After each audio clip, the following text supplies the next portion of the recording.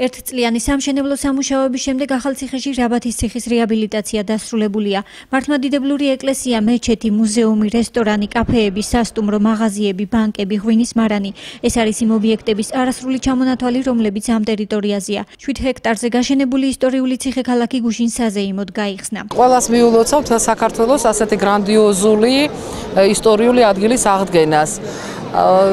ჩემთვის იყო ეს, როგორ გითხრათ, საოცრებათა ქვეყანაში მოხვედრა. ვერ ვალავ ჩემ აღფრთოვანებას და ჩემ სიხარულს, რომ ასეთი რაღაცის მომსწრე ვარ.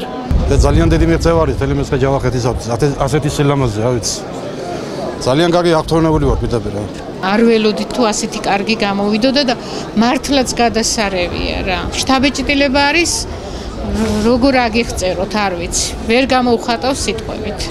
რაბათის ციხის აღდგენითი სამუშაოები გასულ წელს დაიწყო. შეკეთდა ციხემდე მისასვლელი გზა და საცხოვრებელი სახლები. აღდგენილი ისტორიული შენობები და განახლებული ციხე-ქალაქი საქართველოს პრეზიდენტმა პრემიერ-მინისტრთან ერთად დაათვალიერა. ამის შემდეგ საქართველოს პრეზიდენტმა აქ შეკრებილ მოსახლეობას მიმართა აღმშენებლობის გვირგვინი, ასე უწოდა მიხეილ სააკაშვილმა რაბათის ციხის მშენებლობას. როგორც მან აღნიშნა, აღდგენილი ციხე-ქალაქი ახალციხეში უამრავ ტურისტს მოიზიდავს. მე მინდა მივესალმოთ ჩვენ ოლიმპიურ ჩემპიონს და ჩვენ ვერცხლის მედალოსავს ოლიმპიადის. ძალიან მაგარი ბიჭები ხართ. საქართველოს აიღო უფრო მეტი მედლები ვიდრე ინდოეთმა, ბელგიამ, ავსტრიამ, ჩვენზე ბევრად უფრო რამხელა ქვეყანაა. ხო, ძალიან მდიდარი ქვეყანაა. ბელგია ერთი მედალი არ აქვს. ჩვენ ავიღეთ ყველაზე მეტი მედლები ჩვენ ოლიმპიურ ისტორიაში. ამიტომ მე მინდა დიდი მადლობა გითხრათ ბიჭები ყველაფრისთვის, რაც გააკეთეთ. ყოჩაღ, მაგარი ბიჭები ხარ ძალიან. მე მინდა მოგესალმოთ, აქ არის ჩამოსულები ქართველები, საქართველოს მოქალაქენი, საქართველოს ყველა კუთხიდან.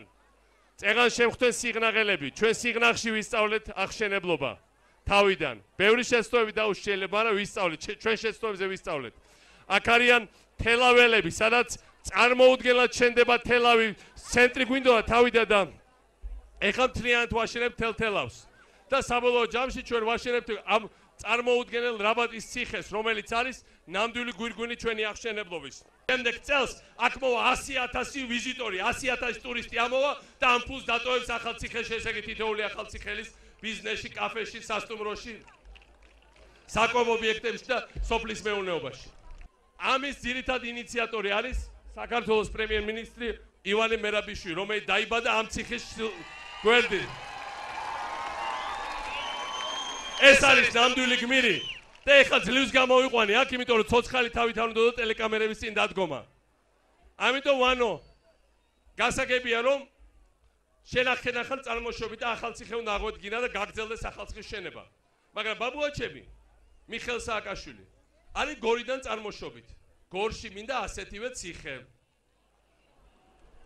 ამიტომ ჩვენ უნდა გორის ციხის მიმდებარე მიდამოების შემდეგი ობიექტი არის ეს. შევესიოთ და ისეთი მაგარი რაღაცა გავაკეთოთ, რომ თითოეულ გორელს გაუჩნდეს ბევრად მეტი პერსპექტივა, ბევრად მეტი სიამაყე თავის ქალაქით. ასე რომ ვანო, ეს დავალება მიღებულია შენგან, აგერ შეხარ ვანო და აგერ გორის ციხე და ამაზე უფრო მეტი სასწაული უნდა გავაკეთოთ იქ გარშემო. რაბათის ციხის გახსნის შემდეგ ცნობილი ფრანგი მომღერლის შარლ აზნაურის კონცერტი გაიმართა. აქვე გაიხსნა მისი სახელობის ვარსკვლავიც. საზეიმო ღონისძიება ფეიერვერკით დასრულდა.